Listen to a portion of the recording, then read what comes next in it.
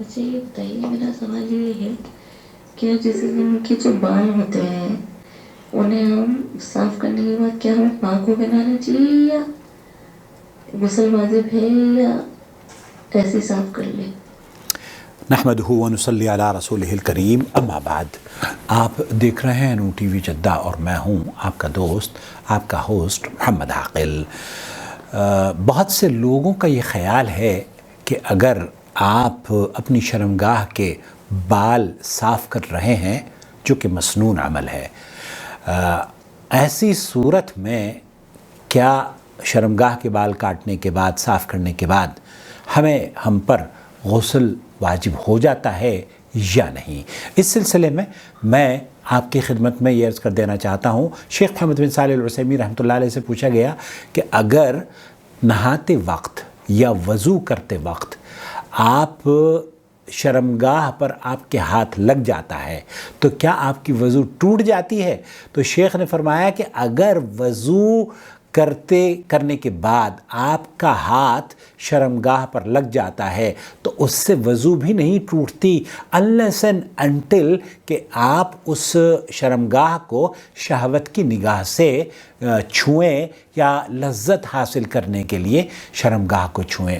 عام طور پر جو بالوں کی صفائی یا جسم کو پاک رکھنے کے لیے، صاف رکھنے کے لیے عمل کیے جاتے ہیں، اپنے جسم کے بال، غیر ضروری بال ہٹائے جاتے ہیں یا کاٹے جاتے ہیں، تو اس کے بعد کوئی بھی یہاں یہ اس بات کا قائل نہیں ہے کہ یہ غسل اس پر واجب ہو جائے گا، بلکہ میں آپ کی خدمت میں یہ عرض کر دینا چاہتا ہوں کہ غسل کن چیزوں سے واجب ہوتا ہے۔ نمبر 1، منی کا اپنی جگہ سے نکل جانا، چاہے مرد ہو یا عورت۔ اس کی 2 صورتیں ہو سکتی ہیں، نیند میں یا بیداری کی حالت میں۔ چنانچہ اگر بیداری کی حالت میں نکلے تو لذت کے ساتھ نکلنا شرط ہے، چنانچہ اگر بغیر لذت کے منی خارج ہو تو اس سے غسل واجب نہیں ہوتا، جیسے کہ بیماری کی وجہ سے بعض اوقات منی نکل جایا کرتی ہے۔ اور اسی طریقے سے اگر نیند کی حالت میں منی خارج ہو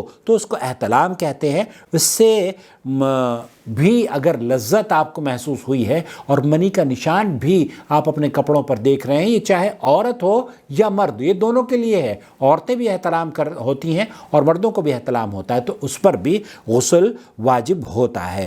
اور دوسری جو چیز ہے وہ یہ کہ اعلی تناسل کو عورت کی اگر 2 شرمگاہیں مرد اور عورت کی جس طریقے سے میاں بیوی ہم بستری کرتے ہیں وہ کر لے، تو ایسی صورت میں اگر انزال نہ بھی ہو تو بھی اس کے اوپر غسل واجب ہے۔ اور اس کی دلیل میں نبی کریم صلی اللہ علیہ وسلم نے صحیح مسلم کی روایت بیان کی ہے کہ آپ نے فرمایا جب کوئی مرد 4 شاخوں میں بیٹھ جائے اور مرد و عورت کی شرمگاہیں آپس میں مل جائیں تو غسل واجب ہو جائے گا۔ اس حدیث کی وجہ سے ہم بستری میں دونوں پر اعلی تناسل داخل کرنے کی وجہ سے دونوں پر اہل علم کا اس پر اجماع ہے کہ جب شرمگاہ داخل ہو جائے گی تو اس پر غسل واجب ہو جائے گا۔ اسی طریقے سے متعدد علماء کے ہاں کسی کافر کے اسلام قبول کرنے پر بھی غسل واجب ہو جاتا ہے، اور اسی طرز پر موت کی وجہ سے بھی میت کو غسل دینے کے بارے میں یہ بھی مشروع عمل ہے۔ اور اسی طرز پر نمبر 5 اور 6 غسل حیض اور نفاس سے فراغ کے بعد بھی عورتیں غسل لیتی ہیں۔ تو غسل کے بارے میں یہ بات دھیان سے سماعت فرما لیجئے کہ بال کاٹنے سے غسل واجب نہیں ہوتا، بلکہ اگر آپ کہ جسم سے منی لذت کے ساتھ نکلی ہے اور خواب میں نکلی ہے یا جاگتے میں نکلی ہے، یا آپ نے میاں بیوی کے تعلقات ہم بستری کی ہے، تو ایسی صورت میں غسل واجب ہوتا ہے۔ یا حیض سے فراغت کے بعد یا نفاس سے فراغت کے بعد جو فارغ ہوتی ہیں خواتین، اس کے بعد غسل واجب ہے۔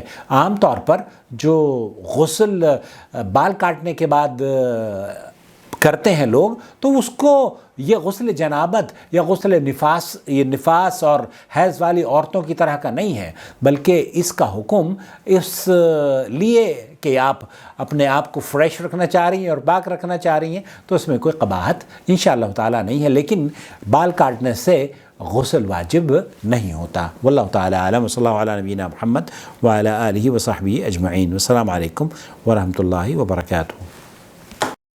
الله ولي الذين آمنوا يخرجهم من الظلمات إلى النور والذين كفروا أولياؤهم الطاغوت يخرجونهم من النور إلى الظلمات أولئك أصحاب النار هم فيها خالدون.